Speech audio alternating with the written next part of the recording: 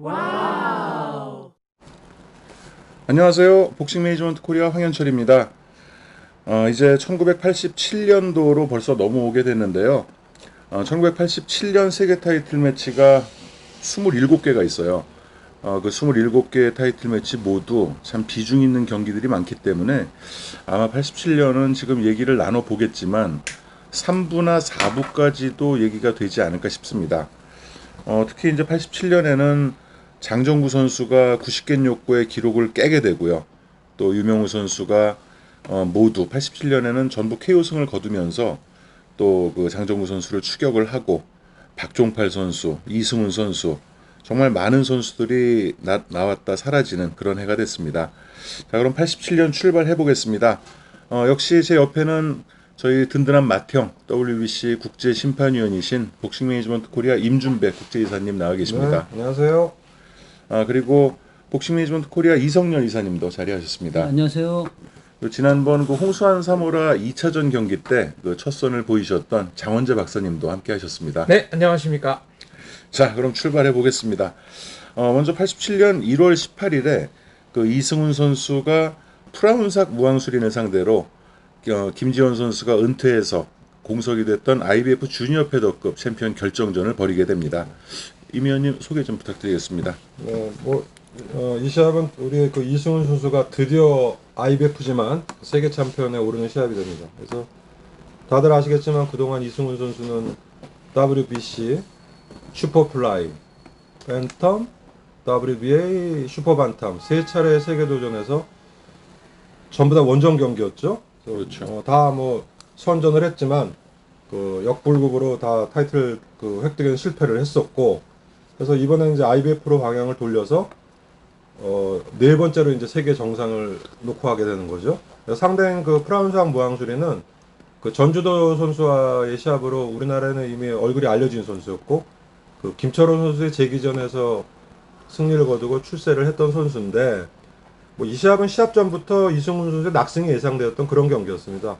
그리고 막상 이제 시합에서도 이승훈 선수가 무난한 9회 KO승으로 대망의 이제 첫 세계 타이틀을 획득을 하게 되는 그런 시합이었죠. 예, 지금 방금 이제 임 위원님께서 시합 자체에 대한 그런 설명을 해주셨는데, 저는 좀 다른 시각에서 봤을 때는 전주도 선수를 작년인가 그 재작년에 전주도 선수에게 도전해서 결정전에서 도전전에서 이제 무참히 KO로 지고, 그 무한수준에 대한 이제 한국 그 복싱 팬들분의 그 평가가 좀 낮아졌었던 상황인데, 이 이승훈 선수와 불과 1년 2년 후에 이제 이승훈 선수와 결정전을 하게 되는데, 그 아나운서의 멘트가 지금도 이제 뇌리에 남는데, 그 무항수준 선수가 굉장히 그 전주도 선수에게 패한 이후에 굉장히 실력이 급상승해서 지금 위험할 수도 있다는 그런 이승훈 선수, 예, 그 대항마로 지금 굉장히 떠오르겠다고 그 늘어진 복싱 팬들의 그 팬심을 다시 또 자극해서 이 시합에 대한 굉장히 굉장히 익사이팅한 재밌는 경기가 될 것이다라는 그런 아나운서라든가 언론에서 이렇게 무항수준을 굉장히 띄워줬던, 그래서 이승훈 선수가 무난히 이길 거지만 그런 거에 대한 여론을 좀 의식해서인지 그 무항수준을 굉장히 띄워줬던, 그래서 근데 막상 그 뚜껑을 열어본 결과 그다지 그 전주도 선수와의 대전했을 때 실력에 비해서 그렇게 뭐 는 것 같지는 않은, 그냥 저희가 예상했던 그 시합 내용으로 결말이 이제 귀결된 것 같아서 그 뭐 좀 그래도 이승훈 선수의 첫 세계 챔피언으로서의 그 등극이 굉장히 눈물겨울 정도로 그 기뻤던 그런 기억이 납니다. 실제로 경기 끝나고 이승훈 선수가 잠깐 이제 눈물을 비추기도 그랬죠. 했었고요. 네. 그리고 프란삭 무항수린 선수는 이제 김철호 선수가 라파엘 오로노에게 비참하게 KO 패한 뒤에 재기전 상대로 왔다가 거의 김철호 선수를 뭐 1라운드부터 10라운드까지 그냥 내내 몰아붙입니다. 맞아요. 그러니까 김철호 선수가 처음에는 스타일을 바꿔서 뭐 했는데 거기에도 맞대응을 하고, 그 다음에 마지막 3라운드는 예전처럼 좀 맞으면서 들어가는 방식으로 바꿨는데, 그때도 뭐 같이 인파이팅을 하면서 10라운드쯤에는 김철호 선수가 뭐 고개가 완전히 뒤로 젖혀지는 듯한 경기를 했고, 그래서 나름대로 이제 이승훈 선수와 결정전을 한다고 했을 때 언론에서 이 점을 강조하면서 이게 결코 그 만만한 경기가 아니다라는 이제 얘기를 많이 했던 기억이 나고요. 포항은 저는 이제 장정구 선수와 도카시키 가수와의 그 승전보를 울린 말하자면은 아주 인상 깊은 장소여서 왠지 경기 전부터 좀 느낌이 좋았던 뭐 개인적인 경험이 있고 이승훈 선수가 이제 국내에서 벌인 첫 번째 세계 타이틀 매치지 않습니까? 그렇죠. 그렇죠. 근데 맨 처음에가 저 라파엘 오로노였나요? 네. 그때도 19살 때. 19살 때. 근데 그 경기도 현지에 도착해가지고 일주일 정도 그냥 아무런 그 예고 없이 경기가 연기가 됐지 않습니까? 예고가 없는 게 아니고 이제 오르노가 개최량에 왔다가 실신을 했어요. 그 기절을 해가지고 사실 그것도 어떻게 보면은 뭐 그 홈링의 이점인데 그냥 그 일방적으로 주최 측에서 네. 그 일주일 시합을 연기시켰는데 아마 그 개체량 체중 감량에 의한 좀 탈진 상태였던 것 같아서 그 어떻게 보면 찬스였는데 일주일이 연기되면서 했고 그 시합은 뭐 그다지 서로 한 거 없이 그냥 그 어떤 홈링의 그런 것 때문에 이제 판정패를 당했고 네. 네. 그 잠깐 옆길로 세보자면 장정구 사파타 1차전도 일주일 연기가 됐는데 장정구 선수 그저 발꿈치 부상 때문에요. 그때는 전호연 회장이 $5,000 주고 연기를 이제 부탁해가지고 상호 합의하에 연기한 거니까 그건 좀 다르지만 이승훈 선수는 그때부터 왠지 모르게 억울한 선수의 전형으로 제 가슴에는 새겨져 있었어요. 불운의 아이콘이 됐죠. 네. 그래가지고 네. 근데 아무튼 이 경기 끝나고 주심이 팔을 들어줬을 때 뭔가 이제 울컥하면서 이 눈물이 맺혔던 이승훈 선수의 표정을 잊을 수가 없습니다. 경기 자체는 뭐 일방적으로 압도한 경기였다고 기억합니다. 참 익사이팅했던 경기였죠. 네. 무항수린도 나름대로 참 선전을 했었는데 재밌는 그런 그 인파이팅 승부가 펼쳐졌던 것 같습니다. 네, 거의 클린치 없이 1회부터 그렇죠. 9회까지 맞부딪혔던 경기였습니다. 거기다 이제 무항수린이 이 전해 그 최연갑 선수한테 동양 타이틀을 뺏어가거든요. 그래서 동양 챔피언 자격으로 지금 도전을 한 거라서 국내에서는 또 예전에 그 전주도와 싸울 때 무항수린으로 생각해서는 안 된다 그런 분위기도 좀 있었던 것 같아요. 어쨌든 이승훈 선수가 뭐 동양의 진주로도 불렸고 정말 그 많은 그 닉네임들이 좀 비운을 그 설명해주는 그런 수식어로 많이 불렸었는데 드디어 대관식을 하게 됩니다. 그리고 일주일 후죠. 이제 박종팔 선수가 덕샘을 상대로 6차 방어전을 갖게 됩니다.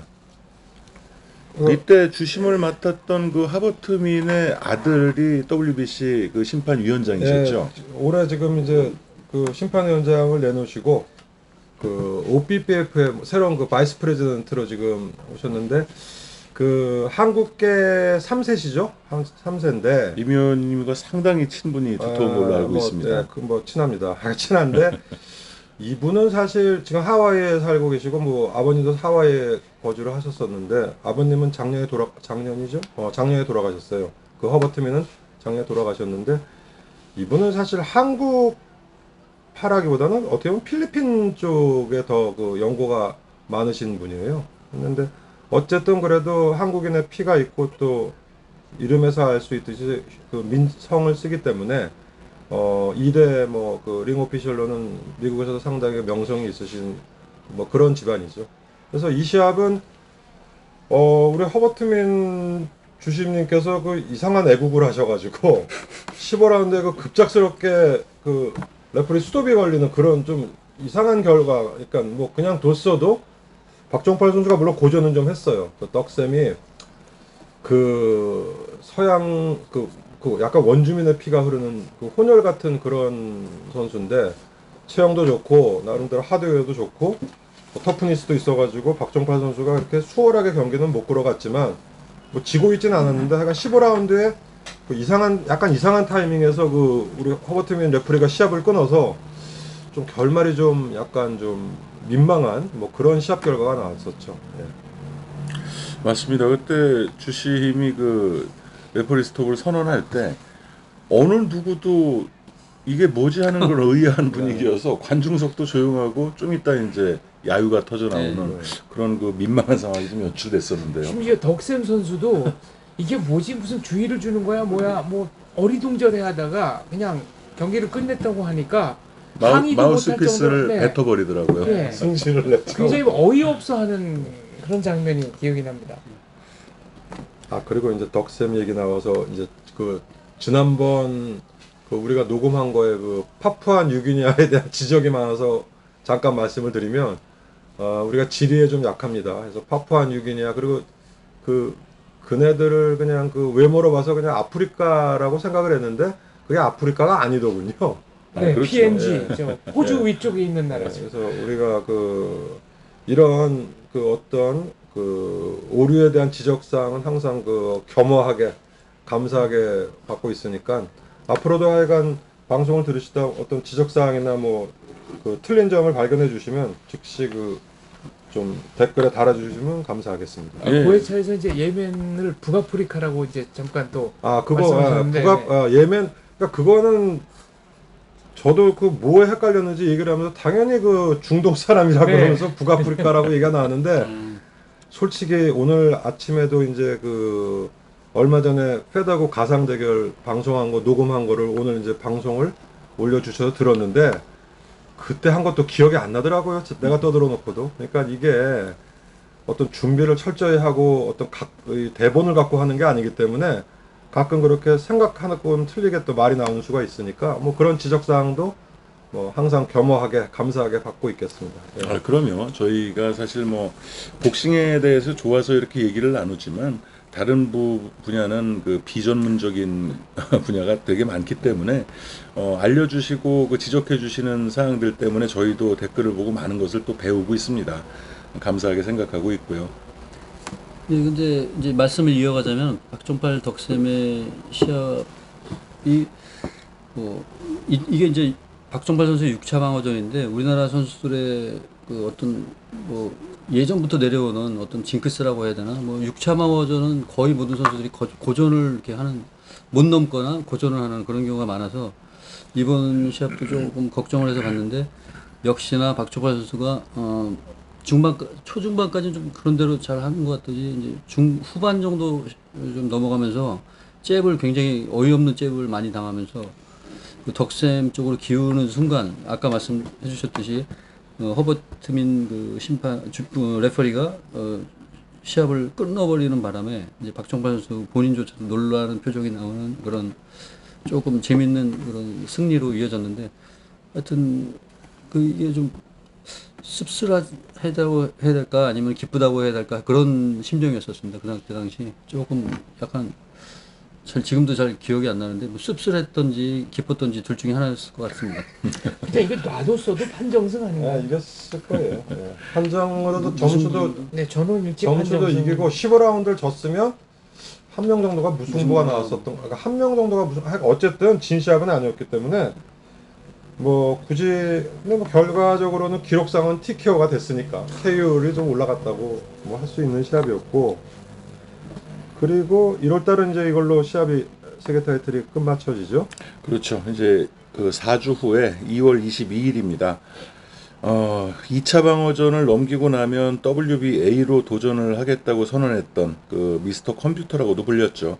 IBF 플라이급 챔피언 신희섭 선수가 주니어 플라이급 챔피언을 역임했던 도디보이 페날로사에 도전을 받습니다. 황 대표님이 먼저 말씀 좀 해주시죠. 이 경기는 신희섭 선수가 이제 제주도에서 산토스 라시아르한테 1회 KO 패한 경기와 저는 좀 비슷한 유형이라고 생각하는데 그 좀 불행한 사고가 있었잖아요. 신희섭 선수가 그 필리핀에. 그렇죠.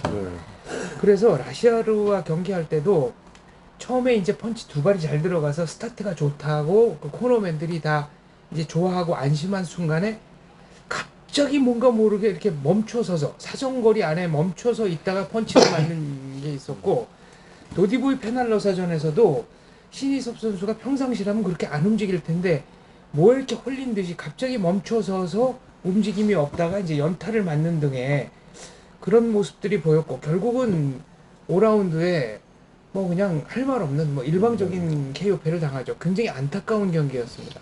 맞아요. 근데 이 시합을 보면은 그 방금 말씀하셨듯이 멈춰섰다는 말씀하셨는데 제가 이렇게 몇 번을 돌려봤는데요. 그 1라운드부터 압박으로 들어갔어요. 신현 선수가. 근데 물론 우리가 복싱 팬들이 보는 입장은 약간 밖으로 도는 것 같이 보였지만 거리를 좁히기 위해서 무진장 애를 썼는데 신희서 선수가 그게 계속 안 되다 보니까 그 5라운드에 이제 승부수를 던지게 됩니다. 그러면서 강한 펀치를 맞으니까 본인도 어쩔 수 없이 그 데미지를 입은 상태에서 이제 그다음부터 정신이 없어지는 뭐 그런 시합이 됐던 것 같아요. 그 뭐 아시겠지만 도디보이 페날로사는 그 라이트 플라이급 챔피언을 이미 역임을 했고, 그 우리나라에는 이제 한 번 원정을 와서 그 김재용 선수를 아주 원사이드하게 이기면서 그 자신의 강함을 보였던 그 한쪽 다리가 약간 불편한 소아마비 어렸을 때 복수였죠. 소아마비 네. 알았다고. 네. 그래서 이 시합도 페날로사가 강자이기 때문에 시합 전에 좀 위험하다는 예상도 있었지만, 그 신희섭 선수가 한참 상승세였기 때문에 그 뭐 쉬운 경기는 아니더라도 충분히 그 승산이 있던 경기였는데, 그 조금 아까 그 이성열 이사가 말씀하신 대로 5라운드에 좀 들어가다가 진짜 제대로 걸렸죠.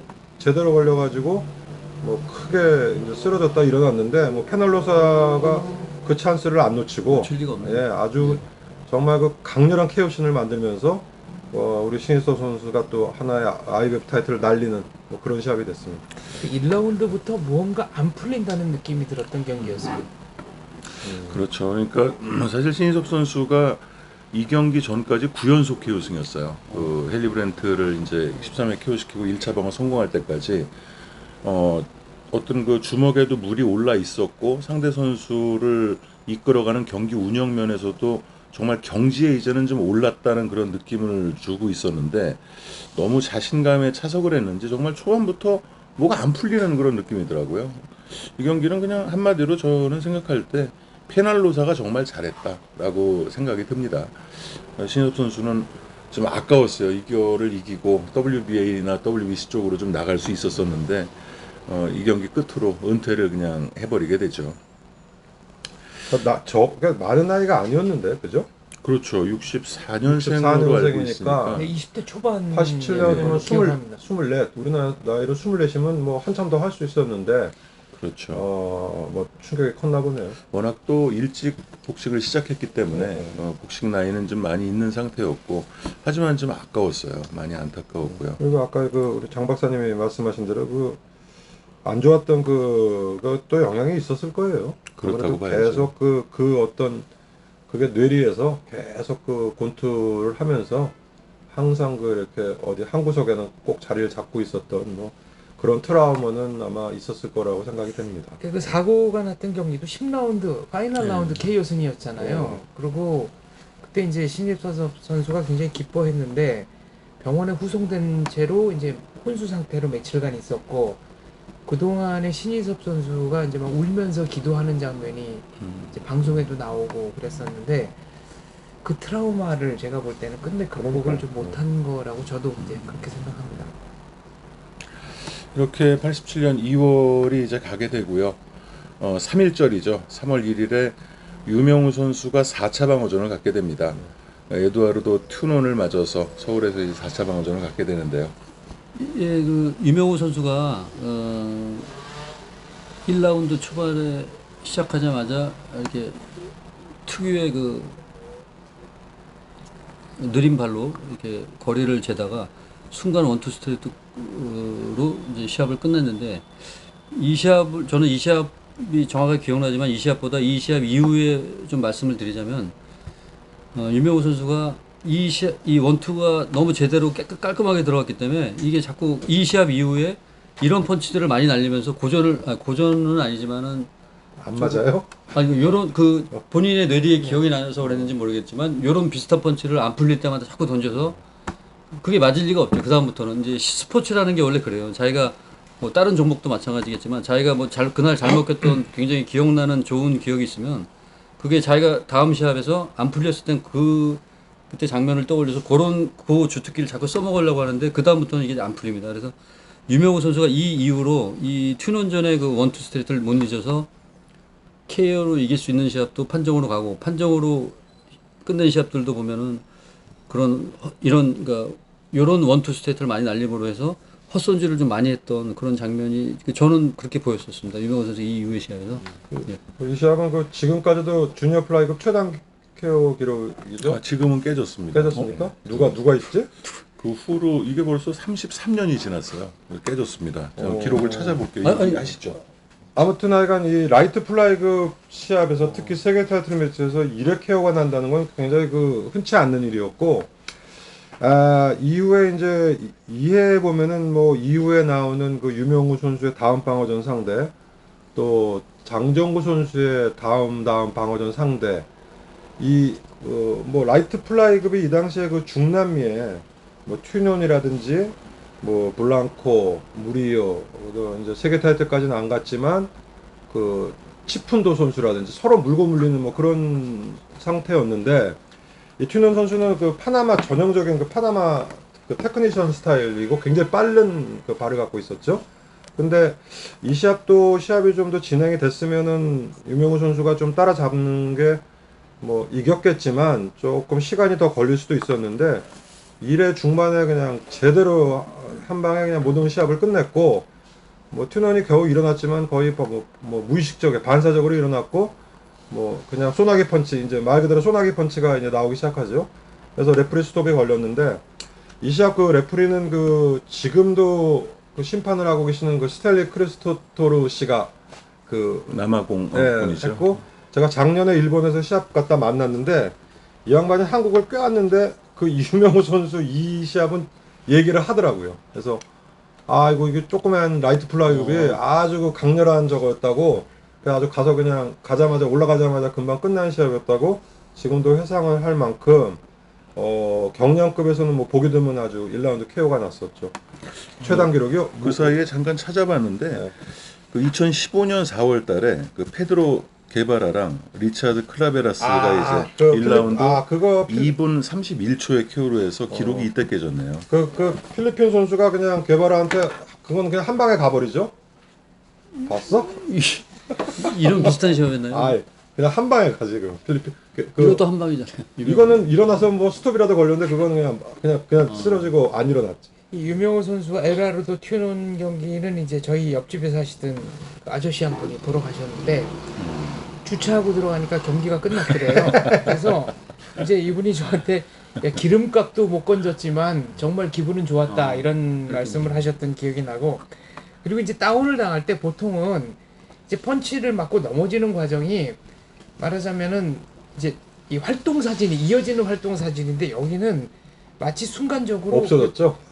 약간 마비가 된 것처럼 쓰러진 상태에서 그대로 살짝 굳어 있다가 넘어지는 전류 듯한, 맞은 것처럼. 네, 가끔 약간 전기 충격 받은 것처럼. 네. 그 도널드 커리가 그 맥컬럼한테 KO되고 뭐 이렇게 전류 맞고 쓰러진 것처럼 그 진짜 눈이 뒤집어지는 그런 정도고, 하여간 라이트 플라이급 시합 쳐놓고 굉장히 강렬한 그런 초반 KO 승이었어요. 예, 그래서 저는 이제 전주도 선수의 원펀치 1라운드 KO도 있지만 이 윤명우 선수의 펀치가 훨씬 더 리드미컬하게 정타로 들어갔다는 그럼요. 생각이 예. 듭니다. 그 좀 전주도 1라운드 KO는 좀 끝나고 야유를 많이 받았고, 네. 이거는 뭐 1라운드 KO지만 뭐 변명에 서로 여지가 없고 뭐 불평할 것이 없는 아주 그 완벽한 그 1라운드 KO 승이라고. 저는 원투로 기억이 안 되고 라이트 롱훅으로 기억이 돼요. 한 방에 한 방. 근데 정말 크게 휘두른 게 제대로 맞은 것 같은데. 그러니까 잘못 걸렸는데 그 한 방에 아주 제대로 꽂혔어요. 그리고 튜논 선수가 어떻게든지 일어서서 해보려고, 완전히 이제 정신이 없는 상태인데도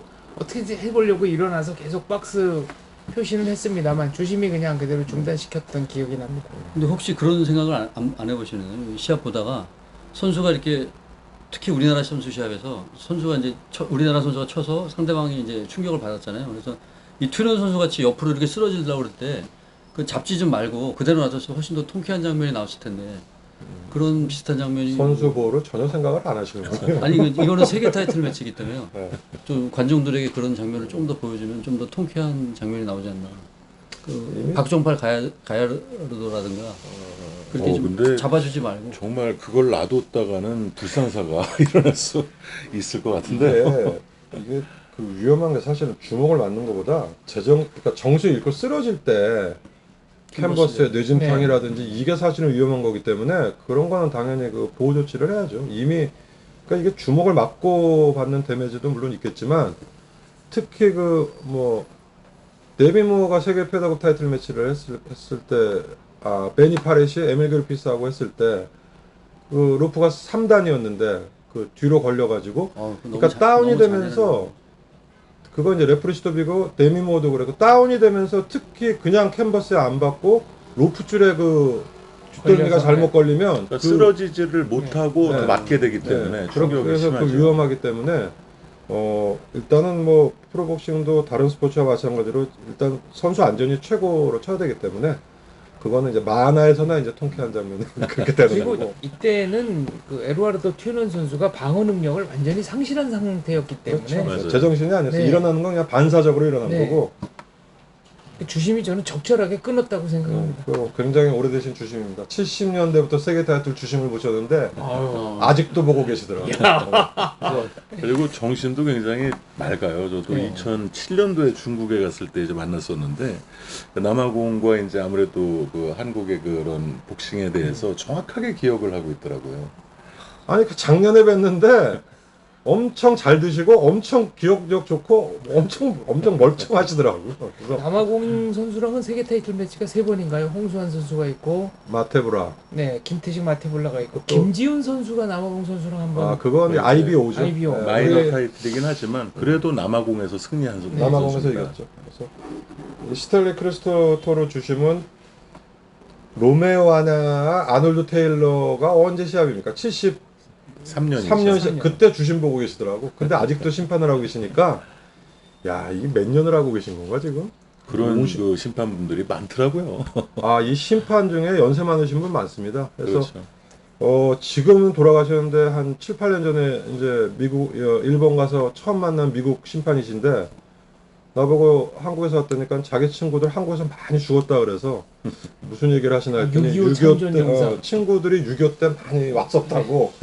그래서 보통 뭐 미국 쪽이나 유럽 쪽 보면 80대이신 분들도 뭐 주심은 좀 힘들지만 부심은 보러 오시고들 하시더라고요.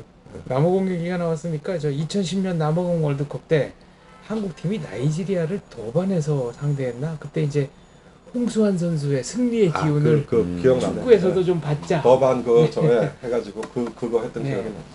결과는 어땠나요? 기억이 안 납니다. 저는. 그때 나이지리아한테 2대2로 비겨가지고 1승 1무 1패로 이제 16강 갔죠. 아, 첫 경기 그런가요? 그리스 2대0으로 이기고 두 번째 경기 아르헨티나한테 4대1로 지고 세 번째 경기 이제 나이지리아한테 2대2 비겨서 근데 재밌던 장면은 야쿠브라는 그 나이지리아 야쿠브라는 스트라이커가 골대 정면에서 가운데서 툭 차면 들어가는 거를 찼는데 골대 옆으로 지나가지고 그 골이 안 됐어요. 그래서 이제 무승부가 돼가지고. 네, 그걸 많은 분들이 옵사이드라고 생각하시는데 옵사이드 옵사이드 아닙니다. 아닙니다. 옵사이드 근데 그렇게 차례도 어려운 거를 네, 그렇게 해서 그야말로 한 1m 앞에서 무주 공산인데 툭 치면 들어가는 거를 이렇게 축구인들 사이에서는 그런 경우에 축구와 끈에만 맞아도 들어간다고 하거든요. 근데 그거를 왜 거기서 그냥 가운데로 넣으면 되는데 구석으로 넣으려고 하다가 잘못 찼는지는 모르겠습니다. 아, 그런 일화가 또 있군요. 우리 그 장원재 박사님은 축구의 전문가십니다. 뭐 축구랑 또 다른 스포츠도 그 여러 분야를 많이 골고루 알고 계시고 아마 조만간 이제 장원재 박사님의 그 개인 유튜브 채널을 개설하실 걸로 알고 있어요. 그 복싱 시간에는 저희 불러주세요. 알겠습니다. 네. 자, 그리고 유명우 선수가 1라운드 KO로 4차 방어를 마무리하고 4주 뒤에 같은 주니어 플라이급이죠. 그 최저만 선수가 3월 29일 날 그 필리핀의 타신 마칼로스를 상대로 1차 방어에 나서게 됩니다. 뭐 이 시합은 그렇게 뭐 큰 감흥은 없었고 타시마칼로스는 그 필리핀 선수인데 그 필리핀 특유의 그 끈적끈적하고 좀 끈질기고 지구력 있고 뭐 상당히 그 거북한 그런 스타일이었습니다. 근데 뭐 이 시합은 그냥 큰 어떤 그 파도 없이 그냥 무난한 그런 판정승 뭐 그랬던 기억이 나는 것 같은데요. 저 잘 기억이 안 나요 이 시합은. 저는 사실 이 시합이 그 어떤 그 편파 판정으로 이렇게 좀 얘기가 많았던. 아 그랬어요? 나 그러니까 그런- 채점은 굉장히 근소한 건 알고 있었는데 그 편파 판정 그거까지는 나 기억을 잘 못하겠네. 그러니까 이건 보는 사람에 따라서 다를 수 있습니다. 네. 다를 수 있는데 저는 일단 그 개인적으로는 이 경기는 좀 어려웠다고 봤습니다. 기억이 그렇게 나고요. 그래서 이 87년도 요맘때도 논타이틀전도 그렇고 좀 약간 판정에 문제가 되는 그 일들이 좀 많아서 그렇죠. 예, 그 뭐 에스피노사가 와서 한 게 몇 년도예요? 89년도. 89년. 그러니까 요 그러니까 90년도 전만 해도 그 국내에서 뭐 타이틀 매치도 그렇지만 논 타이틀도 그 상당히 비중 있는 경기도 많이 했고 또 그러다 보니까 좀 그 어거지 판정도 좀 심심치 않게 나왔던 뭐 그런 시대였죠. 아무래도 그랬던 것 같아요. 그리고 선수들 수준이 워낙 그 하이 레벨에서 비슷하고 고만고만하다 보니까 또 우열을 가릴 수 없는 그런 시합들도 많았는데 모르겠습니다. 제 개인적인 기억으로는 이 경기가 이렇게 시원한 경기는 좀 아니었던 것 같아요. 그래서 최정환 선수에 대해서 조금 그 실망의 그런 언론 기사들이 좀 나왔던 기억이 전에도 납니다. 말씀드렸지만 최정환 선수는 그 굉장히 기복이 심해가지고 그렇죠. 잘할 때는 정말 어떨 때 보면 장정구, 유명우도 그 뛰어넘는 어떤 그런 결정력을 갖고 있는 것 같기도 하다가 또 형편없는 시합을 보면 이거는 뭐 완전히 엉겨가지고 가는 그런 시합도 하고 그래서 좀 기복이 좀 심한 선수이긴 했죠. 네. 이때 이제 중계반이 해설을 하면서 최정환 선수의 펀치가 오늘은 밀린다. 그러니까 끊어지는 맛이 없고 뭔가 이제 좀 엉긴다는 얘기를 초반부터 했었고요.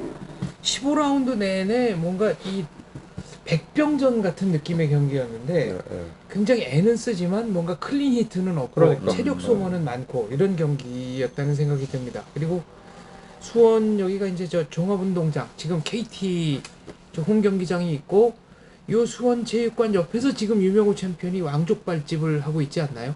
닫았죠 그거? 아 닫았습니까?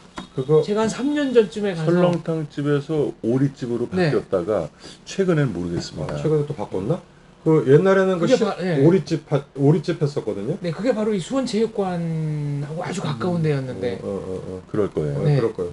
업종을 바꿨나? 아, 오리 집이었나? 네. 신, 아 죄송합니다. 너무 옆으로 샜습니다.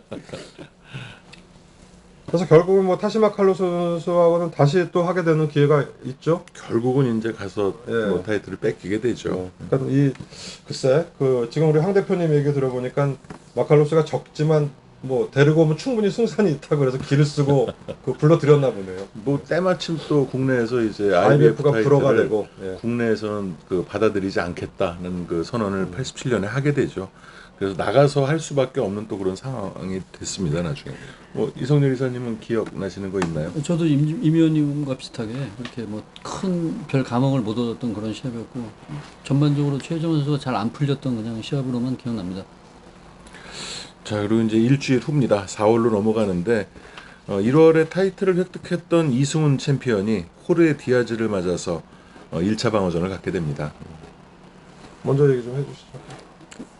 그 이승훈 선수가 그 대망의 세계 챔피언이 오른 후에 1차 방어 상대가 조금 강하지 않나라는 그런 이제 느낌도 받았는데 이 선수를 무난한 10라운드 KO로 승리를 해서 뭐 무난하게 이렇게 잘 시합을 해줬던 그런 KO로 방어로 그냥 무난했던 시합이었던 것 같습니다. 축구를 비유하자면은 저는 이승훈 선수를 이훈재 골키퍼에 비유를 하고 싶은데 히딩크 감독이 이제 왜 이훈재 선수를 썼느냐라고 제가 질문을 하니까 이훈재 선수는 사람이 막을 수 있는 건 다 막고 사람이 막을 수 없는 거는 다 먹는다. 그리고 이제 김병지 선수는 사람이 막을 수 없는 거 몇 개를 막는 대신에 사람이 막을 수 있는 거 몇 개를 먹는다. 근데 홈 경기이기 때문에 안정성을 좀 더 이제 중요시해서 이훈재 선수를 썼다 이런 말씀을 하셨거든요. 이승훈 선수의 복싱을 보면 천재가 아닌 사람이 노력으로 도달할 수 있는 정점을 보여주는 그런 느낌이 들었어요. 그러니까 뭔가 장정구 선수의 경기에서 보여주는 아무도 예상 못했던 움직임 같은 건 없지만 아 저런 상황에서 성실하게 계속 꾸준히 어떤 상황에서도 전진하고 피할 거 피하고 펀치가 계속 나오고 이 정통파 복싱을 하는구나. 그리고 호르헤 디아즈 선수가 그렇게 만만한 상대가 아니지 않았나요? 네, 뭐 그렇게 강하다고도 할 수 없지만 그래도 어쨌든 본토에서 활동을 했었고 그렇기 때문에 뭐 어느 동남아 선수나 일본 선수하고는 좀 레벨이 틀렸죠. 그렇죠. 무난한 승리를 거두면서 뭐 나름대로 이승훈 선수가 다시 그 입지를 다지는 뭐 그런 시합이 됐던 것 같아요. 예, 그래서 1라운드부터 이렇게 블록을 하나하나 이렇게 분수해 가서 마지막에는 아주 허물어뜨리는 듯한 느낌이 들 만큼 인상 깊었던 경기였습니다. 강렬한 그런 이미지를 보여줬어요. 네. 이승우 선수가 이제 정말 무관의 제왕에서 재관을 하면서 그 무관이라는 꼬리표를 떼어버리고 정말 세계 챔피언다운 그런 위용을 보여줬는데 이승우 선수 쪽에서는 이제 외려 IBF 타이틀로는 만족이 좀 어렵다. 빨리 그 WBC나 WBA 쪽으로 가고 싶다는 얘기를 이때부터 계속 꺼내왔을 때입니다. 그렇죠. 네. 이렇게 이승훈 선수가 첫 방어에 이제 성공을 하고 2주일 뒤죠. 4.19 그 기념일 날이었는데 장정구 선수가 12차 방어전을 갖게 됩니다. 상대는 에프레임 핀토였어요. 자, 이제 장정구 선수가 이제 이체급 당시 최다 방어 기록인 그 90개 역고의 13차 방어 기록에 이제 한 걸음 더 다가서는 그런 시합이었고요. 근데 이제 상대는 뭐 예상보다 좀 약한 상대를 만났죠. 그래서 원래 이 에프레임 핀토 선수는 그 10차 방어전 원래 그 도전자로 내정이 돼 있었어요. 했는데 이 선수도 일본에서 뭐 그 장정구 선수를 타겟으로 해서 그런지 모르지만 앞서 그 헤르만 토레스나 몬티엘처럼 그 멕시코에서 수입을 해왔죠.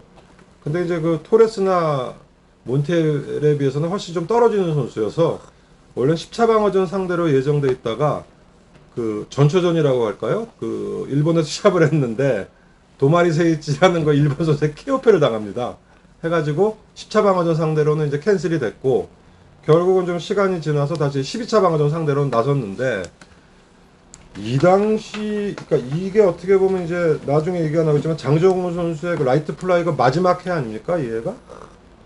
88년도에 이제 15차 방어를 오아시랑. 오아시 약간 그 국내에서의 마지막 그 14차가 이제 14차가 방어전인데 이 당시에 그 에프렘 핀토나 후에 나오는 그 시합에서 인천에서 했었어요. 했는데 정말 무지막지하게 관중이 많이 들어왔던 기억이 납니다. 그래서 뭐 글쎄 한 발표는 뭐 15,000이네 18,000명이 들어왔네 했는데 그 이 이후로 이제 우리나라 그 본토가 그 관중이 꽤 많다고 생각했던 거는 그 김광선 움베르토 곤자레스 그 시합 정도고 이런 대관중이 들어왔던 게 거의 마지막 시기였던 것 같아요. 이 당시가.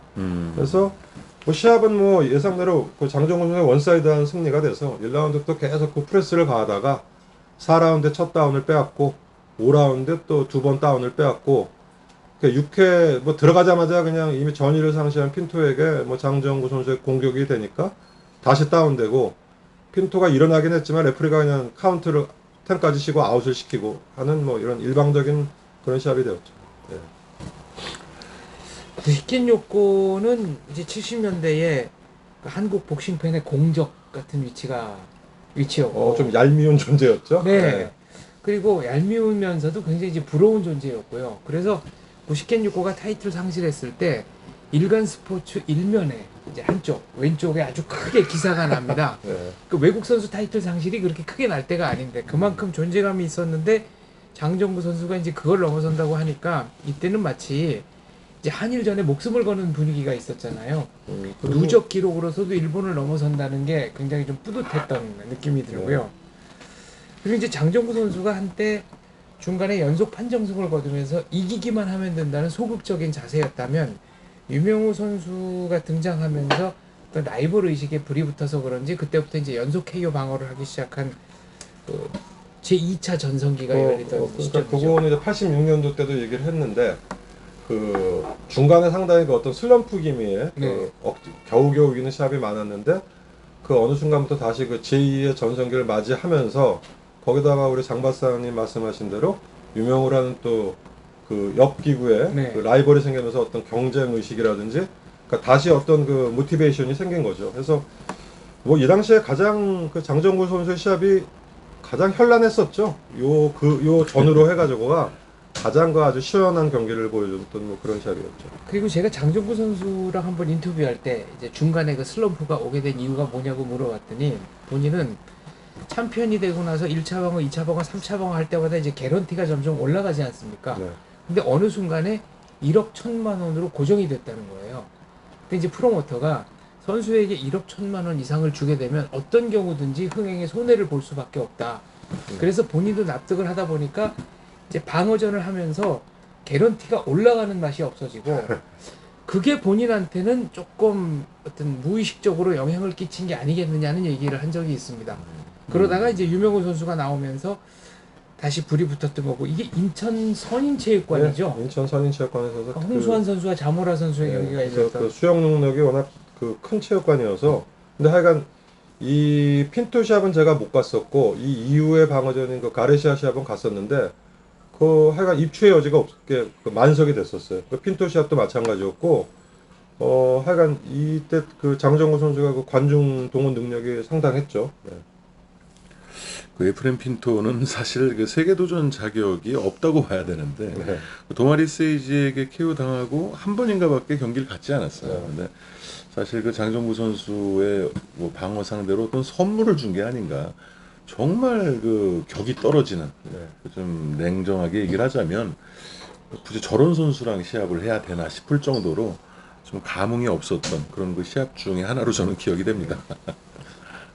이성열 이사님도 보셨죠? 예, 저도 봤지만은 뭐 지금 방금 황 대표님 말씀대로 그런 비슷한 생각이니까 다음 그러면은 네. 그 이제 4월까지 87년을 나갔는데 1부는 그럼 여기서 마무리를 짓도록 하겠습니다. 그리고 다음 2부 순서부터 5월 달로 넘어가 보도록 하겠습니다.